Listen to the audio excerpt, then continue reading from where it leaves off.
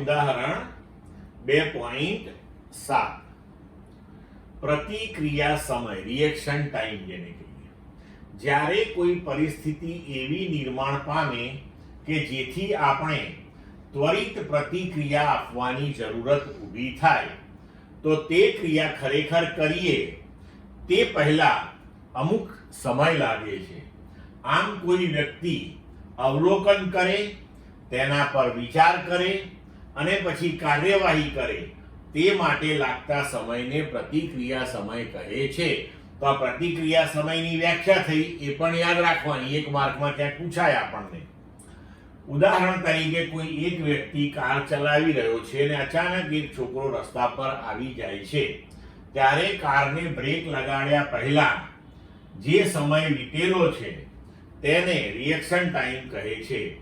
Reaction time પરિસ્થિતિની જટિલતા અને વ્યક્તિ વિશેષ પર આધારિત છે.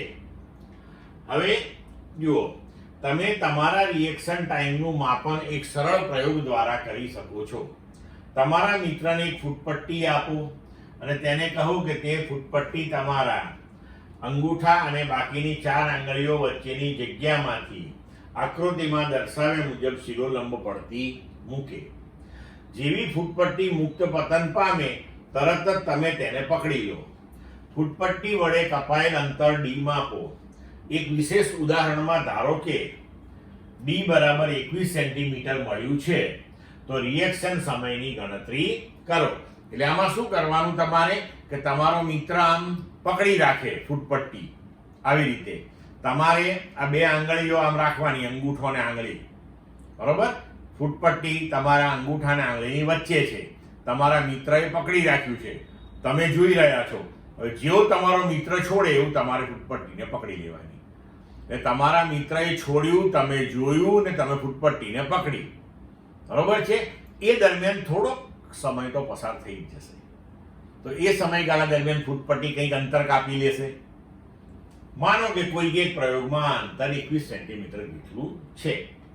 તો હવે જુઓ, માપપટ્ટી મુક્ત પતન કરેલે પ્રારંભિક વેગ 0, એ બરાબર -g અધો દિશામાં છે એટલે -9.8 મીટર પર સેકન્ડ સ્ક્વેર.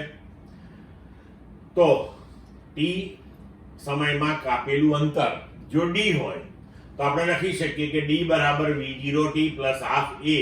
t ની જગ્યાએ આપણે tr લખ્યું કારણ કે રિએક્શન ટાઈમ લખ્યો છે આપણે, એટલે tr સ્ક્વેર. તો d બરાબર 0 વત્તા half minus g tr square, તો d બરાબર -હાફ g tr સ્ક્વેર. તો tr બરાબર √2d/g. અહીંયા ઋણ નિશાની આપણે એટલા માટે કાઢી છે કે d અંતર જે કપાયું છે એ પણ અધો દિશામાં છે, એટલે d ને પણ જો આપણે ઋણ લઈએ તો બંને બાજુથી ઋણ નિશાની નીકળી જાય. હવે 2d આપણે કોઈ એક પ્રયોગમાં કહ્યું કે 21 સેન્ટીમીટર જેટલું છે અને આ g નું મૂલ્ય મૂકીએ તો સમય આવશે 0.207 સેકન્ડ.